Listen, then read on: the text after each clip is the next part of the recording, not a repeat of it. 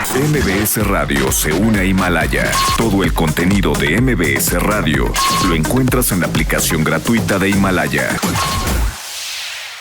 Ayer el doctor José Narro, exsecretario de Salud, se lanzó con datos fortísimos. En su cuenta de Twitter dijo lo siguiente: en México la pandemia del COVID-19 es un problema muy serio, lo tenemos que entender en su dimensión total. Explica en el siguiente hilo de Twitter por qué ahora, igual que en 2009, las cifras del Hugo López-Gatell no cuadran, al tiempo que generan desconfianza e incertidumbre. Y le aprecio mucho al doctor José Narro que me tome la llamada. Doctor, buenos días, ¿cómo está? Estimado Luis, muchas gracias, muy bien, por fortuna en materia de salud y cumpliendo en todo lo que es factible esta temporada de confinamiento en casa, esta temporada de distanciamiento social, esta temporada que debiera ser permanente, pero que ahora sin duda alguna se está fortaleciendo, de higiene personal, de lavado constante de manos, para evitar contagios y transmisiones, y del uso del cubrebocas, que aunque desde el punto de vista científico en situaciones extremas no ayuda, para evitar el contagio, la dispersión y en conjunto con las otras medidas, claro que es muy útil.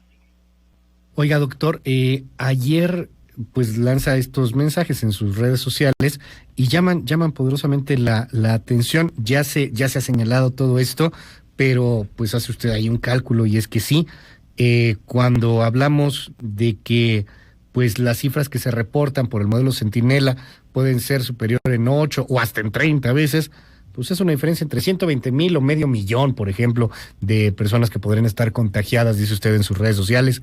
Esto pues sí pone de manifiesto algo que ya estamos viendo. La gente empieza a tener mucha desconfianza y de pronto empieza eso no es cierto, hombre, yo puedo salir, ya no pasa nada.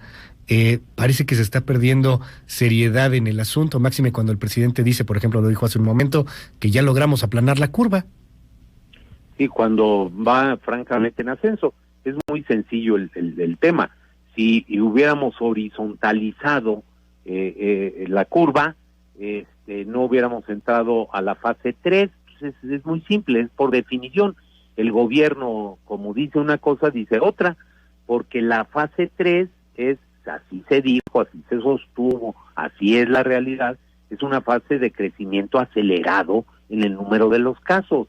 Y ahí están los datos que nos dan, los propios datos incompletos que nos proporcionan todos los días, que en eso sí tengo que reconocer, ha habido una gran constancia para poder estar dando la información, pero pues es relativamente sencillo. Hace 2 semanas, Luis, se reportaba el día 15 de abril la existencia, el registro de 5,847 casos y de 449 defunciones.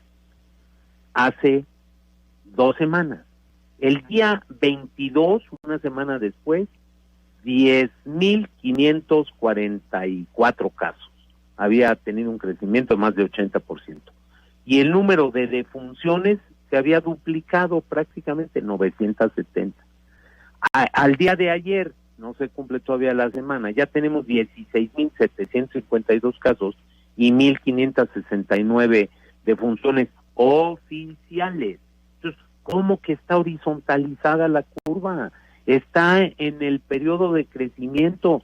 Si uno revisa los últimos 8 días, a partir del 22, yo encuentro que en estos 8 días hay 1, 2, 3, 4, tengo frente a mí la tabla, 4 casos de más de 1,000 casos diarios nuevos y varios de defunciones que superan el centenar de defunciones diarias. No se ha aplanado la curva, no está horizontalizada, y tenemos que ser muy cuidadosos, porque entonces el mensaje es el que se dice efectivamente, pues entonces ya pasó lo peor. No, estamos empezando lo peor en el caso del área metropolitana de la Ciudad de México, de Tijuana y de algunos otros sitios. Esta va a ser una epidemia muy heterogénea en cuanto a los puntos máximos de aparición, y por eso tenemos que ser muy responsables. Me llama la atención este punto de los puntos máximos de aparición y lo heterogéneo de la misma, como lo señala doctor José Narro, porque pues parece que cada vez hay un consenso en el mundo en torno a que mientras no tengamos vacuna, ya por ahí pues esperan que en septiembre, pero pues quién sabe, ¿verdad? Están haciéndose las pruebas en humanos, falta para poderla tener. Es probable que vengan pues rebotes, que venga después una mezcla con influenza para el invierno y al mismo tiempo pues brotes de esta pandemia, el asunto de que hay muchos asintomáticos. ¿Cómo ve usted ese escenario, máximo? Porque aquí pareciera, de pronto se antoja en el discurso, que ya llega el 1 de junio, ya toda la normalidad, como si nada hubiera pasado, y no vaya a ser que el rebote nos salga peor que el inicio. Sí, efectivamente, y por eso también es realmente muy criticable que se hayan ofrecido fechas de levantamiento de las medidas. A muchos no se nos olvida que se dijo en algún punto que el 19 de abril esto ya estaría de regreso a la normalidad. Pues no es cierto. 2, que el 10 de mayo será, pues lo vamos a ver el 10 de mayo, no va a ser la fecha. 3, que será entonces el 17 o por allá de finales del mes de mayo. No sabemos cuál es el comportamiento. Se trata de un virus de nueva aparición. Hace 5 meses el mundo no tenía conciencia, no tenía registro de la existencia de este coronavirus del año de 2019. No sabíamos y no sabemos cuál es su comportamiento. Se esperaba que tuviera computacional y no necesariamente lo ha tenido. Ha afectado a más de 210 países en el mundo y el crecimiento ha sido verdaderamente muy impresionante. Cuando uno revisa las estadísticas en el mundo, hace un mes no llegábamos a 1 millón de casos. Ahora ya sobrepasamos los 3 millones de casos en el mundo.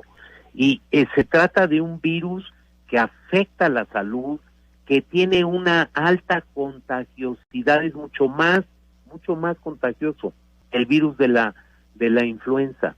Genera sintomatología, hay signos y síntomas no solo de orden respiratorio, sí de ataque al estado general, pero también de orden circulatorio, también se afectan otras capacidades, el sentido del gusto, el sentido del olfato. Pasan cosas muy distintas en el comportamiento médico clínico y también en el comportamiento poblacional, epidemiológico de salud pública, Luis. Doctor José Narro, le aprecio mucho que nos haya tomado la llamada telefónica. Esperemos que haya una atención mayor desde el gobierno de la República a lo que está sucediendo, una atención concreta, menos política, mucho más pragmática.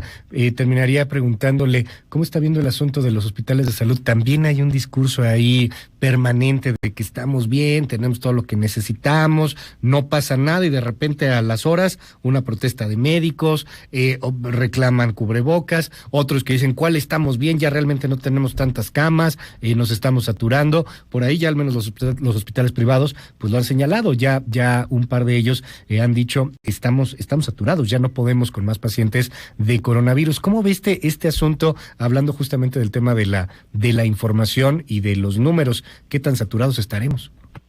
A ver, claramente y de manera muy puntual. 1, han cometido las autoridades un grave error al politizar, porque han sido las autoridades de salud quienes han politizado este tema, que es un tema técnico. Han dividido una vez más a la población. No se debe hacer.